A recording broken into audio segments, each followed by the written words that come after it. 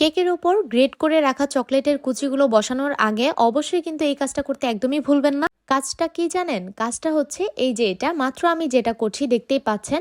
আমি কিন্তু গ্রেট করে রাখা হোয়াইট চকলেটের কুচিগুলো সব দিক থেকে দিলেও শুধুমাত্র সাইডটুকুতে আমি বাকি রেখেছিলাম, যে দিক দিয়ে আমি বর্ডার দিব। আপনারা অনেকেই এই ভুলটা করেন, আগেই বর্ডারটা দিয়ে ফেলেন। এতে করে হয় কি, পরবর্তীতে যখন দেখবেন আপনি আর একটু কেক ফাঁকা রয়ে গেছে, মানে ওইখানে আপনি চকলেটের কুচিগুলো আবারও দিতে চাচ্ছেন, তখন যখন চকলেটের কুচিগুলো দিবেন দেখবেন বর্ডারের উপরে পড়ে গেছে, যেটা দেখতে একদমই ভালো লাগে না।